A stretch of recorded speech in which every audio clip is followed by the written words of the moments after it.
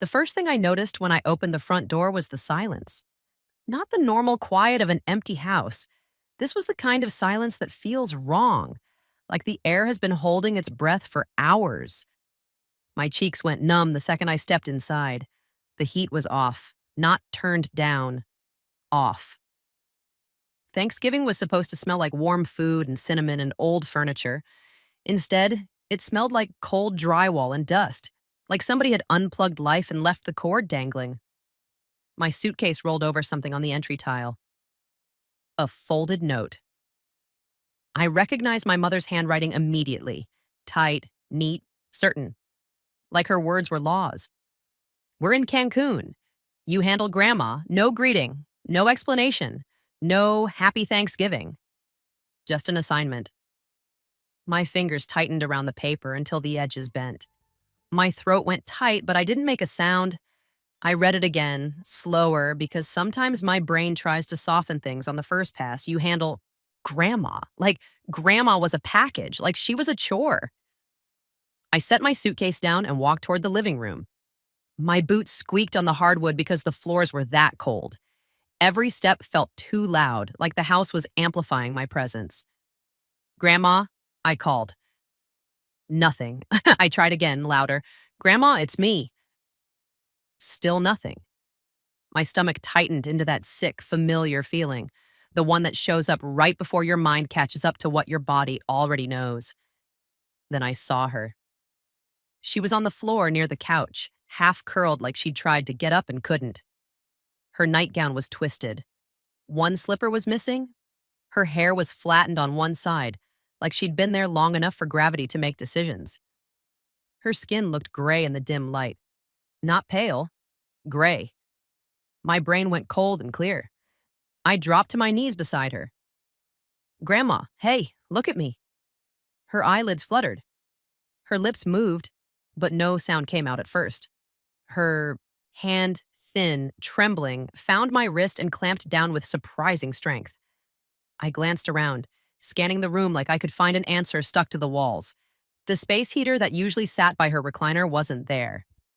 The lamp was unplugged, and the thermostat display in the hallway was black. I followed the cord with my eyes. The heater plug had been pulled from the wall and left hanging loose like a choice someone made on purpose. My stomach flipped. I pulled my phone out of my pocket, and my thumb froze. No signal. Not weak signal. Nothing. That made no sense here. This house always had signal.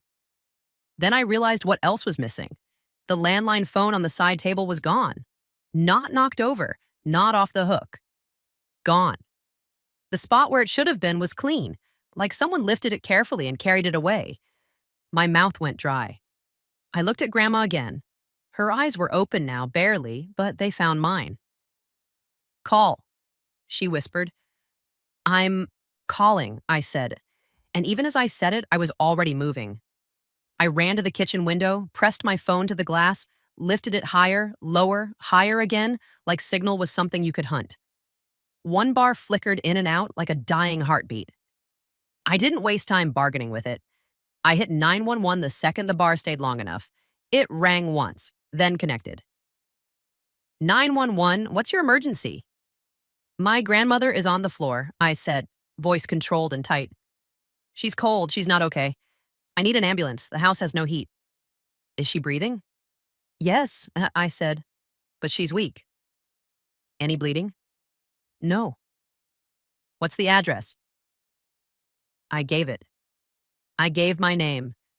I answered questions like a checklist because panic doesn't get EMTs here faster. Details do. When I ended the call, I ran back to Grandma and slipped my coat under her shoulders, trying to get her off the cold floor without moving her wrong. Her skin felt like winter. Not cold hands. Winter. I swallowed hard and kept my voice low. You're okay, I told her. Help is coming. Her fingers tightened on my wrist again, like she needed to anchor herself. And then she whispered something that made my blood turn even colder. Don't tell them. Yet. I blinked. Tell who? Her gaze flicked toward the hallway, toward the front door, toward the place my mother's note had been. They'll come back, she breathed, and they'll lie. My throat tightened, but my voice stayed steady. Grandma, you need help right now. I know, she whispered. But listen. Her hand shook as she reached toward her chest. For a second, I thought she was grabbing at pain. Then I realized she was trying to reach inside the collar of her nightgown. Grandma. She pressed something into my palm. It was small, hard, cold. A key. Not a house key. The teeth were wrong. Smaller. Like a desk key or a lockbox key. Then she curled my fingers around it like she was closing a secret. Utility, she whispered. Behind. Her voice cut out as she shivered and her eyes fluttered. Behind the what? I asked, leaning in. Grandma, tell me. She swallowed, lips trembling. Behind the pantry, she managed. Don't let her take it. Her grip loosened, and I felt a surge of anger so sharp it almost made me dizzy. Her, not them. Not people. Her. My mother. I looked around the room again, and suddenly everything looked different. Not like a house, but like a staged crime scene. No phone. Heater unplugged. Thermostat dead. And a note that sounded like an order. My grandmother didn't fall. She was left. The sirens arrived fast. Too fast for how long Grandma must have been there. Red light washed across the living room walls, pulsing like a heartbeat the house didn't deserve. 2 EMTs came in with a stretcher and a medical bag. A third, a firefighter, followed with a flashlight. Ma'am, step back, one EMT said gently. I did, but my eyes stayed glued to Grandma as they checked her pulse, her temperature, her oxygen. One of them frowned hard. She's hypothermic, he said to the other. How long has the heat been off? I don't know, I said. I just got here. The firefighter swept the room with his light and stopped at the empty phone table. He looked at me. Where's the house phone? He asked. It's missing, I said. His expression tightened. Missing how? Gone, I replied. Like someone took it. That did something subtle to the room. Their energy shifted from medical only to something else. Alert, careful, quieter. The EMT looked at me. Who lives here with her? My mother, I said. And my father, but they left. For where? The EMT asked like he already knew. I swallowed once and held up the note. Cancun, I said. He read it. Quickly, his mouth tightened. Then the firefighter said, We need to document the scene. I nodded, still calm on the outside, even as something inside me kept repeating the same sentence like a drum. They left her to freeze. When they lifted Grandma onto the stretcher, her hand reached for mine again. I leaned close. I'm here, I whispered. Her eyes opened just enough to find me. Her lips moved. Photos, she whispered. What? Beach. Photos, she breathed. Proof. My stomach tightened. Where? She didn't answer. Her eyes fluttered and she turned her face slightly, like the effort cost too much. The EMT pushed the stretcher toward the door. Ma'am, you're riding with us? Yes, I said immediately. On the porch, neighbors were already out. Robes, phones, whispering. Someone filmed openly like my grandmother's suffering was content. I ignored them. I climbed into the ambulance, sat beside the gurney, and watched the EMT adjust. Blankets and oxygen while the siren started again. And while the ambulance pulled away, I finally let myself do the one thing I hadn't done yet. I opened my mother's social media, because if she was actually in Cancun while my grandmother lay on a frozen floor, she wouldn't be able to resist proving it. The page loaded, and the first thing that popped up was a bright blue ocean, white sand, and my mother's hand holding a drink in the sunlight. The location tag under it was clear enough to punch me in the throat. Cancun. And the timestamp showed it was posted hours ago, while my grandmother was still in the dark. The ambulance was warm, but I couldn't stop shaking. Not from the cold anymore. From the picture in my head of Grandma on that floor, Heater unplugged like someone had made a decision and walked away. An EMT tucked more blankets around her and kept talking in a calm voice like it could keep her here. Oxygen hissed softly. The heart monitor chirped in steady little confirmations. I sat close enough that Grandma could see me if she opened her eyes. She didn't. But her fingers kept searching for my wrist like she was afraid I'd disappear. "Ma'am?" the EMT said. "What's her name?" "June," I answered. "June Reed."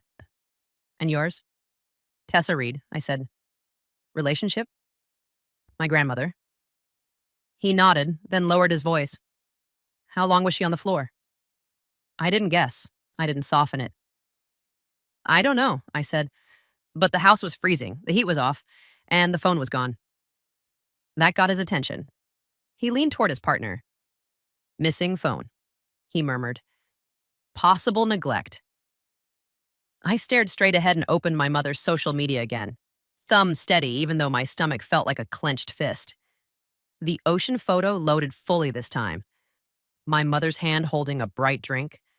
A manicured nail. Sunlight so loud it looked fake. My sister's laugh captured in the corner of the frame. And under it, in tiny, cheerful letters that made me want to break something. Cancun, Mexico. The timestamp showed it was posted while my grandmother was still alone. I took screenshots. Not one, several, with the time visible. With the location visible.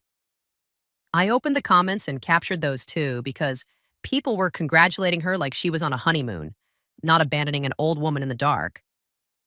Then I did one more thing. I hit the three-dot menu and copied the post link. Because screenshots are emotional, links are procedural. At the ER, they moved fast. Nurses cut away Grandma's damp nightgown and wrapped her in heated blankets. Someone placed warm packs under her arms. A doctor pressed 2 fingers to her wrist and frowned hard. Her core temperature is low. He said, eyes on the monitor. "We're treating hypothermia and dehydration." I swallowed. She could have died. He didn't reassure me with comfort. He reassured me with the truth. "Yes," he said, like she could have. A nurse asked, "Who is her primary caregiver?" I felt my jaw tighten. "My mother," I said. "She lives with her." The nurse paused mid-typing. "Where is your mother?" "In Cancun," I answered, and I handed the nurse my phone with the beach photo pulled up. The nurse's face didn't go dramatic. It went still. "I'm going to notify the social worker, she said quietly, taking the phone back gently like it was evidence. A social worker arrived within minutes, clipboard tight to her chest like a shield. Her badge read, M. Delgado. She spoke softly, but her eyes were sharp. "Tessa," she said, "I need you to tell me what you found when you arrived." So I told her in clean facts. The icy house. The note. The heater unplugged. The missing landline phone. The dead thermostat. Grandma on the floor. Grandma whispering, "Don't tell them yet." Ms. Delgado didn't interrupt. She just wrote. When I finished, she asked one question that cut straight through the noise. "Do you believe this was intentional?" I didn't hesitate. "Yes," I said. She nodded once, like she'd already reached the same conclusion. "I'm filing a report for suspected neglect," she said.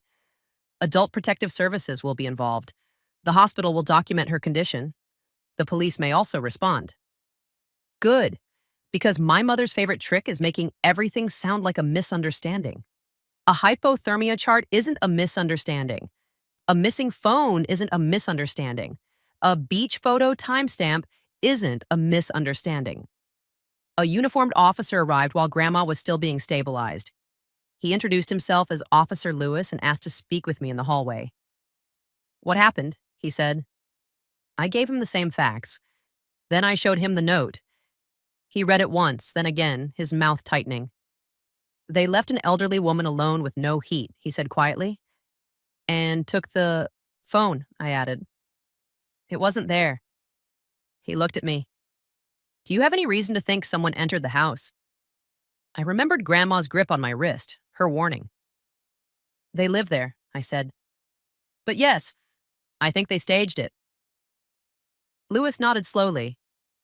I'm going to take an initial report, he said. We'll need photos of the conditions in the home: heat, thermostat, any unplugged appliances, missing phone area. I can take you, I said.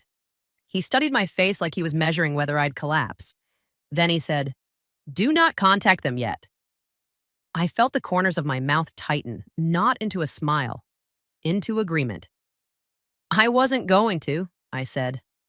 We drove back to the house with the sun barely thinking about coming up.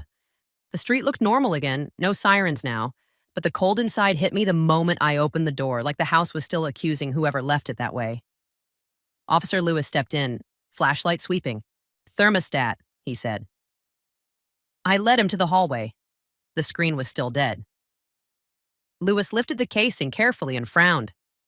No power, he muttered. Breaker off? I didn't touch anything, I said. He walked to the panel and checked. The breaker wasn't tripped. Someone didn't lose power.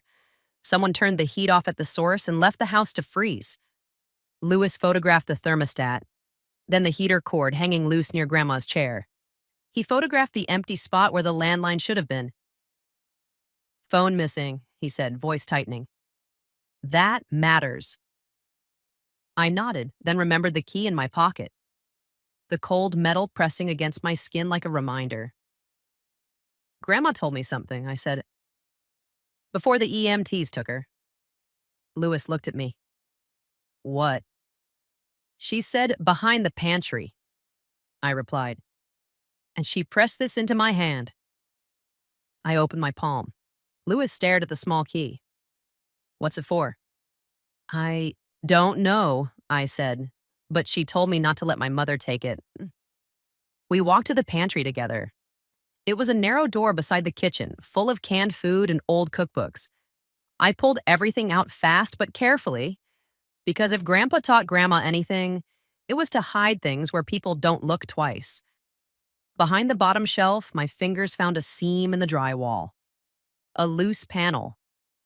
My stomach tightened. I slid the key into a small metal latch tucked behind the wood trim. It turned with a soft click that sounded way too quiet for how loud it felt in my chest. The panel opened. Inside was a shallow cavity, and inside that, a small lockbox. Not fancy, not new. The kind people buy when they're hiding something from the people who live with them. Officer Lewis leaned closer. Open it. My hand stayed steady as I used the key. The lid popped. Inside was a prepaid flip phone, powered off, a stack of printed documents folded tightly, and a sealed envelope with my name written across the front in Grandma's shaky handwriting, Tessa. Don't give this to your mother. I looked at Lewis. This is why, I said quietly. He nodded once. Open it, he said. And whatever it is, we document it. I slid my finger under the envelope flap. And the first thing I saw inside made my blood go cold, because it wasn't a letter. It was a photo printout. A bright blue ocean, a familiar hand holding a drink. And in the corner of the frame, reflected in the glass behind them, was something my mother didn't realize she'd captured. A date. A timestamp. And the fact that they'd been in Cancun longer than the note claimed, long enough that my grandmother's accident didn't look like an accident at all. I didn't stand there staring at the printout like it was a punchline. I laid everything out on the kitchen table the way I'd seen nurses do with instruments. Clean, deliberate, no wasted motion. Officer Lewis put on gloves. He didn't touch anything yet. He watched me, then the lockbox, then the empty space where the landline should have been. Go slow, he said. If there's proof, we preserve it. I nodded and unfolded the stack of documents first. They weren't random papers. They were organized, clipped, labeled in Grandma's shaky handwriting. Not elegant, but intentional. One page was a simple printed itinerary, flight confirmation screenshots, dates circled in pen. Another page was a list of medication times. Another was a handwritten note that looked like it had been rewritten more than once. If I'm on the floor, it wasn't a fall. The heat was turned off. The phone was taken. The note was left to make it sound normal. My throat tightened, but my hand stayed steady. Lewis leaned closer.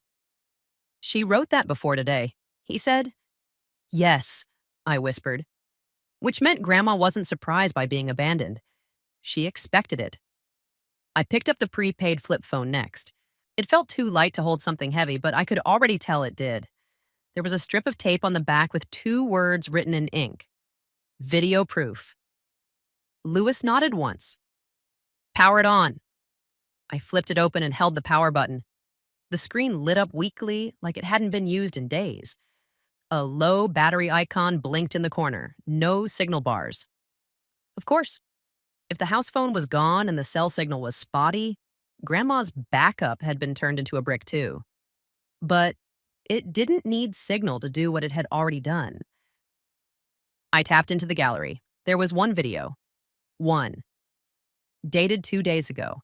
Time-stamped mid-afternoon. My stomach turned cold. I hit play.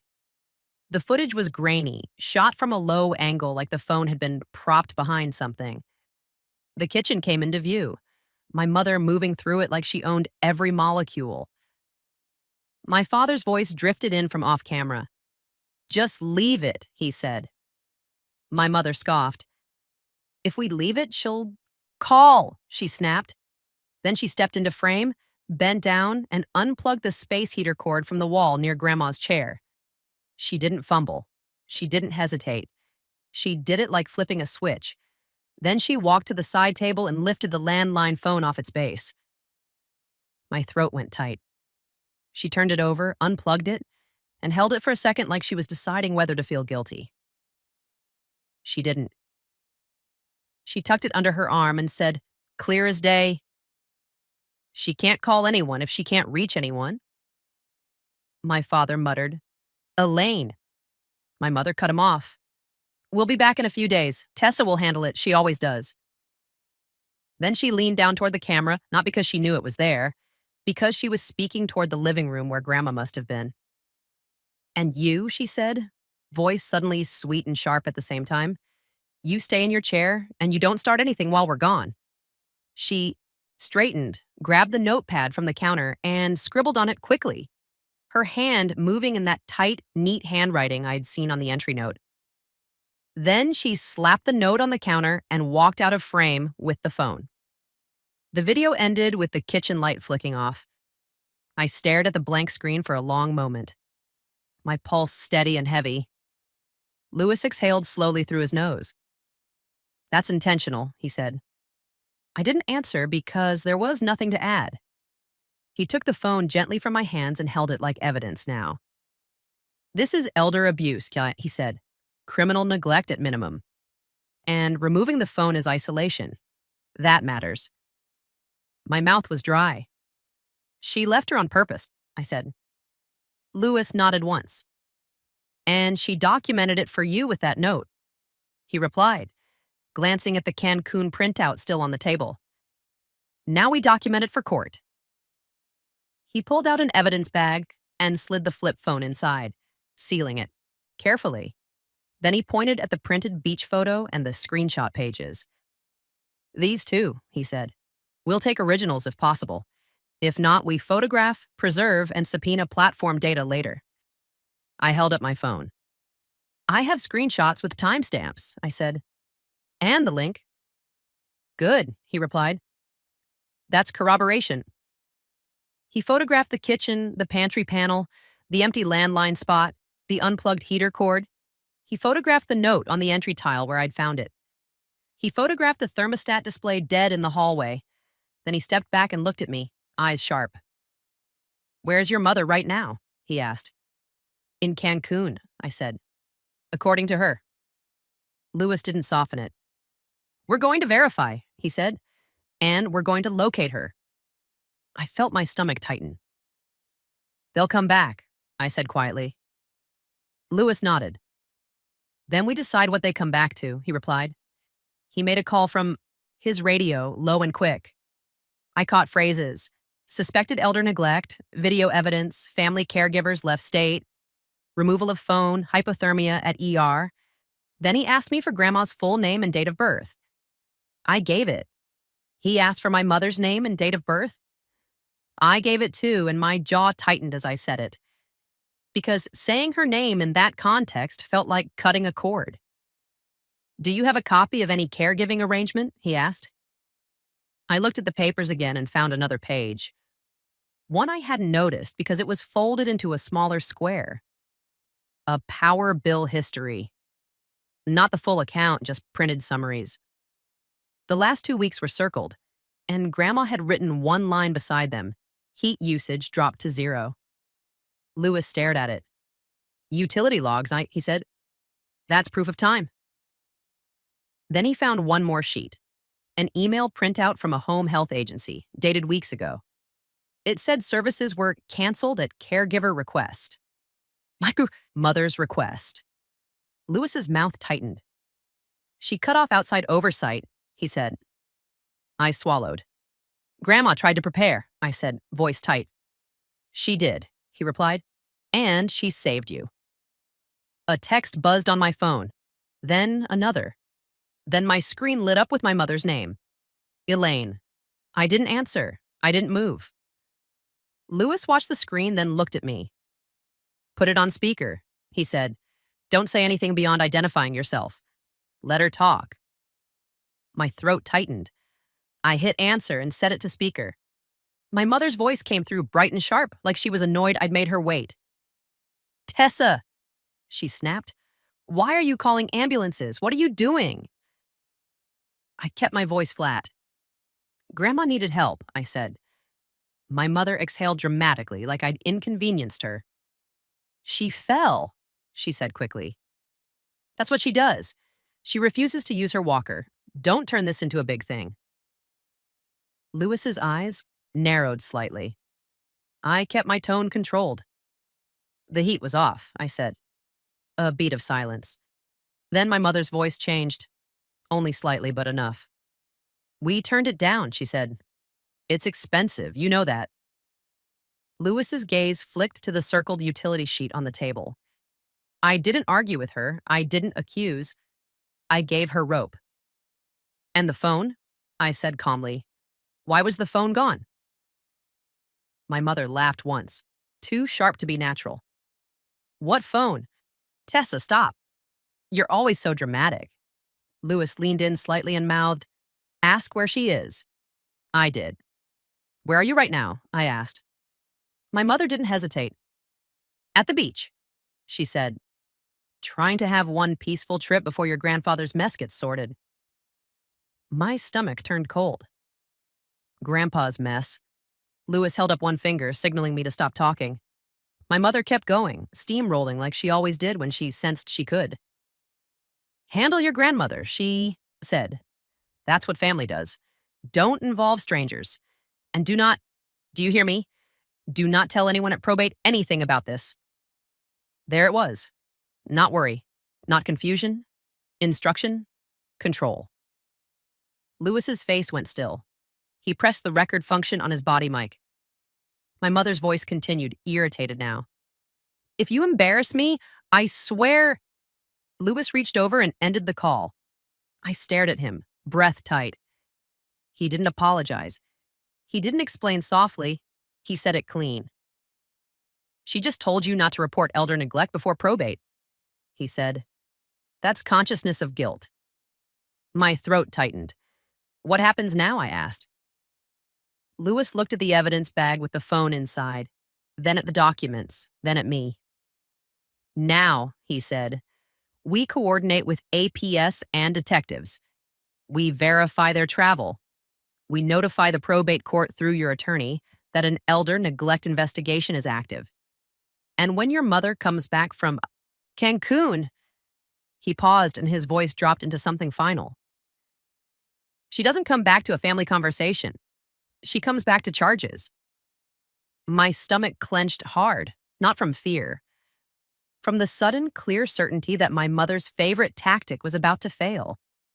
Because Grandma had done the one thing my mother never planned for. She left proof. Lewis didn't say charges like it was a threat. He said it like it was the natural outcome of what my mother had done. An hour later, I was back at the hospital, sitting in a small consultation room that smelled like coffee and sanitizer. The fluorescent light made everything feel too honest. Ms. Delgado, the social worker, was there with a new woman who introduced herself as Janice Patel from Adult Protective Services. Officer Lewis stood by the door, and a detective I hadn't met yet walked in with a tired face and a clean notebook. "Detective Harlan Shaw," he said, "Elder Crimes." I didn't flinch at the title. I just nodded and slid the lockbox envelope across the table. "We have a video," I said, "and a missing landline phone, and hypothermia." Shaw's eyes tightened. "Show me," he said. Lewis placed the sealed evidence bag with the flip phone on the table, then opened his own device and played the copied clip the hospital had authorized him to display. My mother's voice filled the room again, sweet and sharp. "She can't call anyone if she can't reach anyone." Janice Patel didn't react with shock. She reacted with a small, grim stillness, like she'd heard too many versions of this and hated all of them. Detective Shaw paused the video on the frame where my mother's hand unplugged the heater cord. He tapped his pen once. "This," he said, "is not an accident." Ms. Delgado nodded. "Her temperature on arrival supports prolonged exposure," she said quietly, "and dehydration." Shaw looked at me. "Where are your mother and father right now?" "In Cancun," I said. "They left a note." I slid the note forward. Janice photographed it immediately without being asked. Shaw asked, "Do they have a return date?" "I don't know," I said, "but my mother's posts show they've been there longer than the note claims." I handed him the beach photo printout with the reflection timestamp. Then I handed him my screenshots of her social post with the location tag and time. He studied them, then looked up at me. "Did your grandmother tell you not to tell them?" he asked. "Yes," I said. "She said they would lie." That landed differently in a room full of professionals. It wasn't just a family whisper. It was a warning from a victim who knew her caregivers would weaponize the narrative. Shaw nodded once. "We're going to pull hospital security logs," he said. "We're also going to request the home's utility usage and phone service records. If the landline was removed to isolate her, that's a separate aggravating factor." Janice added, "And we're going to establish a safety plan. Your grandmother cannot be discharged back to that home under their care." My throat tightened. "Good," I said, "because she'll die." No one argued with me. Then Ms. Delgado's phone buzzed on the table. She glanced at the screen and her expression changed slightly. "It's the nurse's station," she said. She answered, listened for a moment, then put it on speaker without asking my permission. Her tone stayed professional, but I heard the edge. "Yes, this is Delgado." The charge nurse's voice came through tight. "We have a woman on the phone claiming she's June Reed's primary caregiver. She's demanding to speak to a doctor and arrange discharge. She's very insistent." My stomach went cold. Ms. Delgado didn't look at me. She looked at Shaw. Shaw nodded slightly. Delgado spoke into the phone, calm and sharp. "Do you have her name?" "Elaine Weston," the nurse said. "She says she's the daughter and that the granddaughter is overreacting." Janice Patel's mouth tightened. Ms. Delgado asked, "Is she physically here?" "No," the nurse replied. "She's calling from an international number." International! Even from a hospital phone line? My mother couldn't resist controlling the scene. Delgado's voice stayed even. "Do not discuss medical details with her," she said. "Do not discuss discharge. I'm placing a protective hold pending APS review. If she continues, route her to hospital administration." The nurse exhaled audibly. "Understood." Ms. Delgado ended the call and looked at me gently for the first time. "Your mother is already trying to get ahead of the record," she said. Detective Shaw leaned forward slightly. She doesn't want the hospital documenting prolonged exposure, he said. She wants a fall and a quick discharge. I swallowed. She's trying to erase the timeline. Shaw nodded once. And she just created more evidence, he replied. Hospital call logs will show when she contacted staff and from where. Janice Patel added, if she attempts to impersonate a guardian or make medical decisions while out of state, that's another problem for her. My phone buzzed in my coat pocket. I didn't have to look to know who it was, but I did anyway. Elaine. Then a second call, then a text that made my stomach tighten. Stop talking to police. You're going to ruin everything. I didn't respond. I screenshotted it and slid the phone across to Detective Shaw without a word. He stared at it for a beat, then nodded slowly. Good, he said. Keep sending those to us. I felt my pulse stay steady, heavy. That's what my mother never understood about me. If you threaten me, you're giving me a document. A hospital admin came in a few minutes later, asked for brief statements, and left with Ms. Delgado to coordinate restrictions. Detective Shaw stood and said, we're going to a judge today for emergency orders.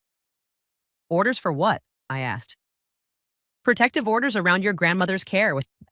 He said.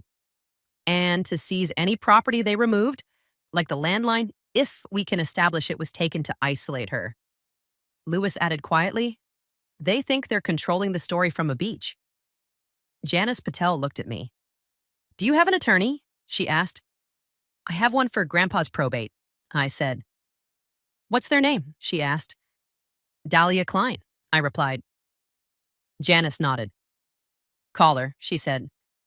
Now? I stepped into the hallway and called Dahlia. She answered immediately, voice already moving fast. Tessa, she said, I heard something happened. My grandmother was found hypothermic, I said. My parents left her alone. They took the phone. There's video.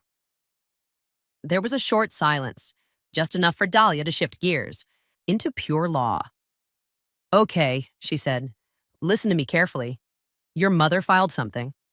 My stomach tightened. What did she file? An emergency petition, Dahlia said.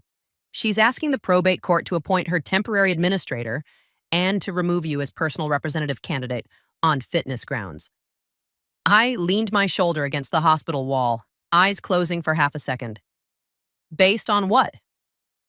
She attached a statement claiming you refuse to care for June and that you're unreliable, Dahlia said. And she references a medical emergency at the home. My throat tightened. She's using the emergency she created.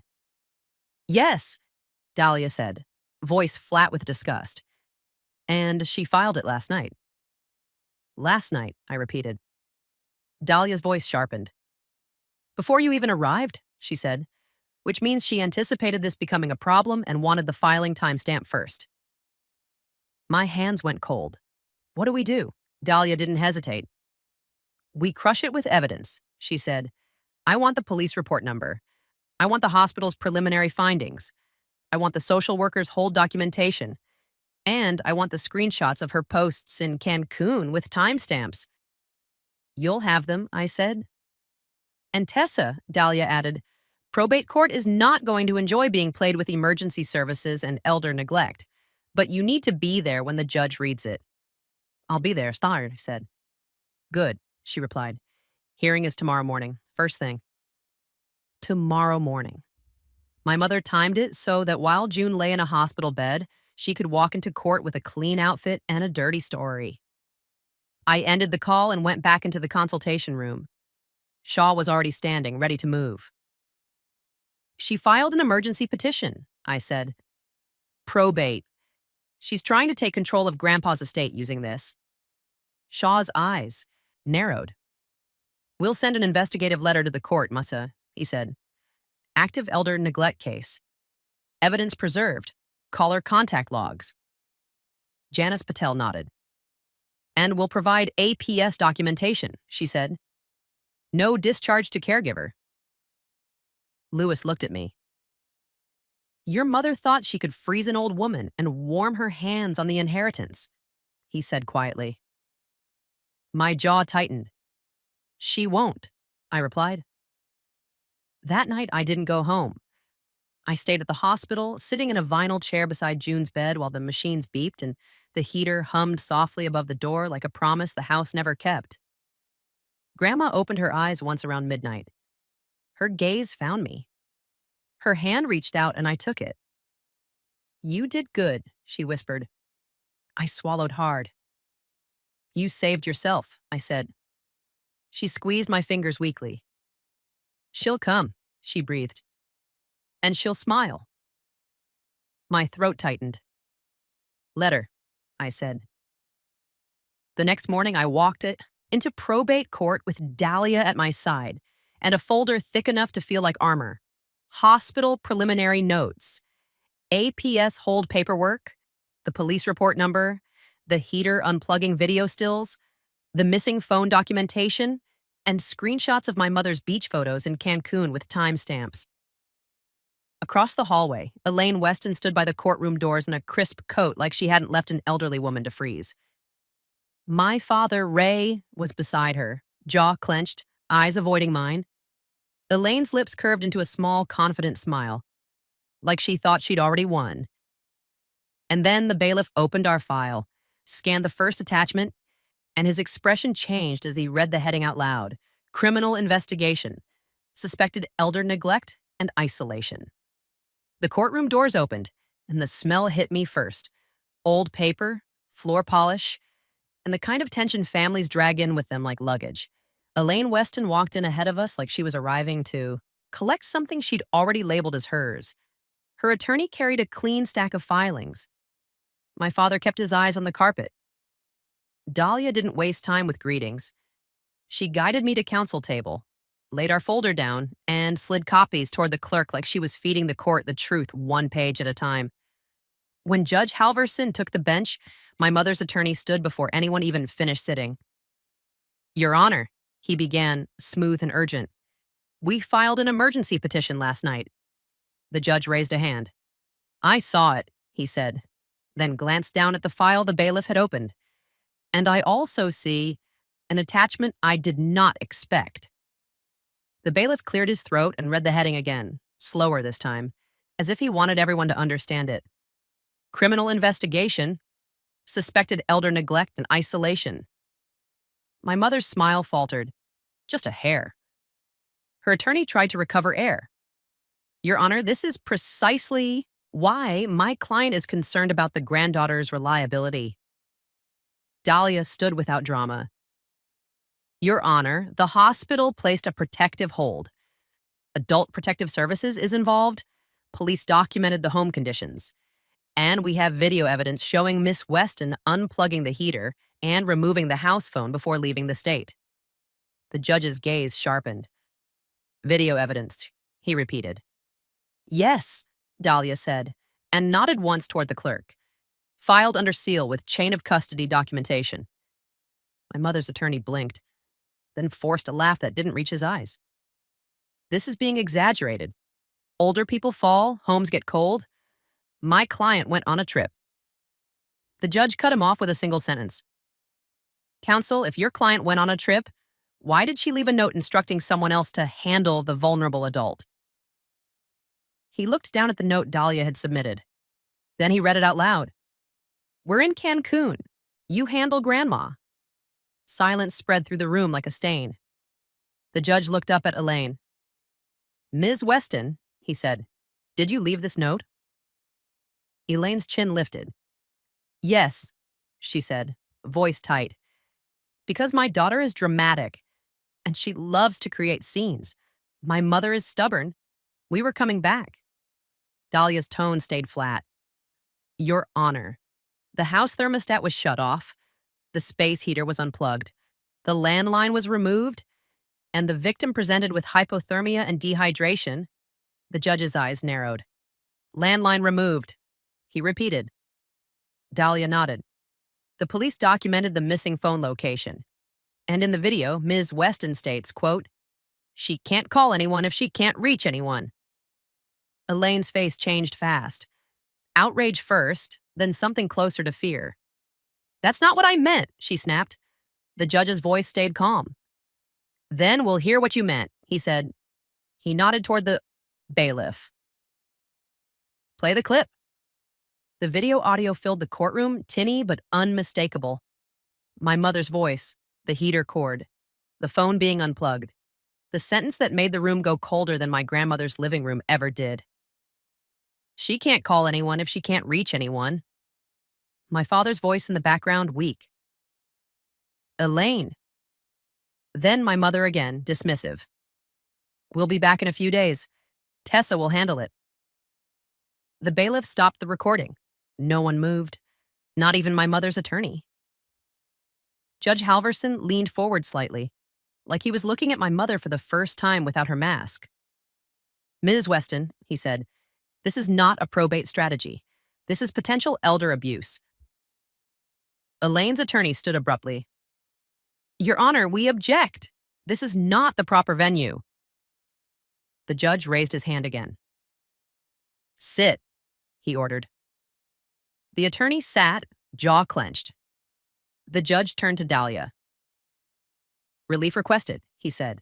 Dahlia didn't overreach. She didn't make speeches. She asked for what the facts demanded. Immediate denial of the emergency petition, she said. Immediate appointment of my client as personal representative per the will. A court order prohibiting Miss Weston from contacting the vulnerable adult or interfering with care. And sanctions for a filing made in bad faith using a crisis Ms. Weston created. The judge didn't hesitate. Denied with prejudice, he said, striking the petition from the record. Ms. Reed is appointed personal representative. Ms. Weston is barred from contacting June Reed or attempting to direct her care. Any future filings by Ms. Weston in this estate require permission from this court. My mother's face went rigid. You can't stop, the judge said, and his voice was suddenly sharp enough to cut. If you interrupt again, you will be removed. Elaine's mouth snapped shut, but her hands trembled at her sides. Then the judge looked toward the courtroom door where two plainclothes officers were standing. Quiet, waiting, not here for probate. Detective Shaw, the judge said. Detective Harlan Shaw stepped forward from the side bench. Your Honor. Is there an active criminal investigation? The judge asked. Yes, Shaw replied. And the evidence presented today supports probable cause for charges related to elder neglect and isolation.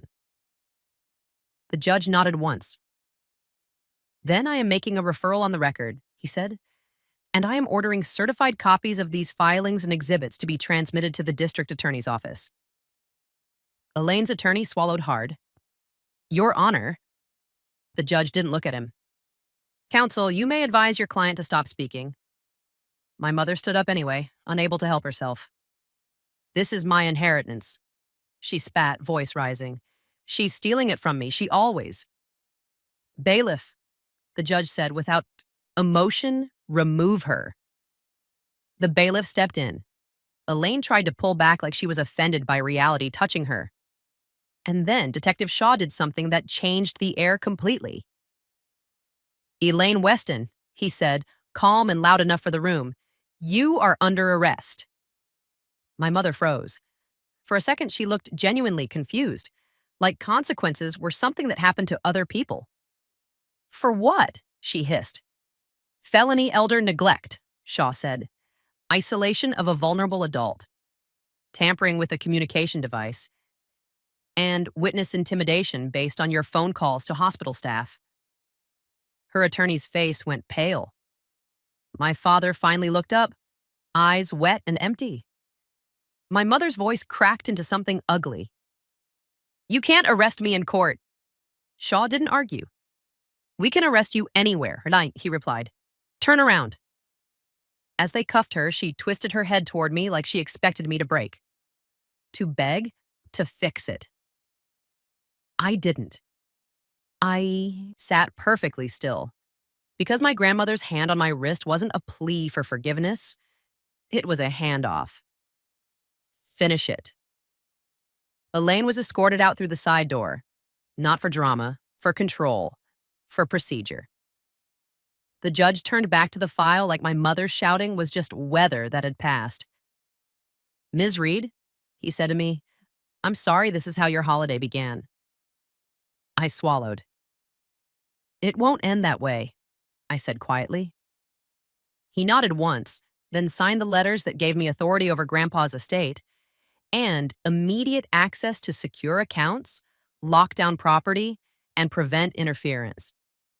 When court ended, Dahlia gathered our paperwork and held it out to me like it was armor with a stamp.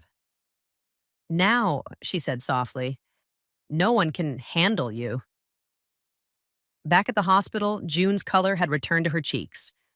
Not fully, but enough that her face looked like herself again, not like a shadow. She was awake when I walked in, eyes clearer than they'd been since I found her. I sat beside her and took her hand. "They came after you," she whispered. "I know," I said. Her eyes flicked to my face like she was searching for damage. "Did you tell?" she asked. I squeezed her fingers gently. "I didn't tell," I said. "I proved." Tears gathered at the corners of her eyes, but she didn't cry. She just exhaled like her body finally believed it was safe. Over the next weeks, the case didn't get smoothed over. It escalated the way it should have. The prosecutor charged my mother formally. She was denied immediate dismissal because the video, the hospital records, the utility usage drop, and the removed phone created a timeline that didn't need anyone's opinion. My father was offered a deal for cooperating. He didn't walk away clean, but he did walk into a courtroom and admit what he watched and failed to stop.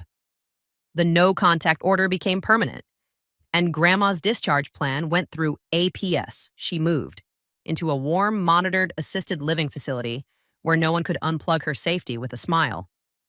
As for probate, Judge Halverson added sanctions and ordered my mother's attorney fees request denied outright.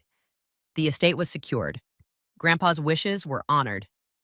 And the first Thanksgiving meal I ate that year wasn't at a table with people pretending. It was beside my grandmother's hospital bed, sharing a bland turkey sandwich from the cafeteria, both of us wrapped in warm blankets. She looked at me and said, barely above a whisper, "You did what I couldn't." I shook my head. "You did," I told her.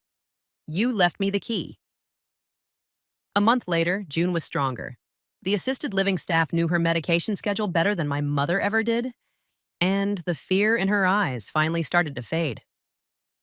My mother's beach photos disappeared from her page, but the court records didn't. Every time someone tried to minimize what happened, I didn't argue. I pointed to the same two things, the medical chart and the video clip of the heater unplugging.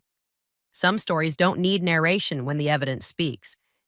If you found your grandmother on the floor with the heat shut off and a note saying, "You handle her," what would you do first? Call family, call the police, or go straight to court? Drop your answer in the comments, and if you want more stories like this, hit like, subscribe, and I'll see you in the next video.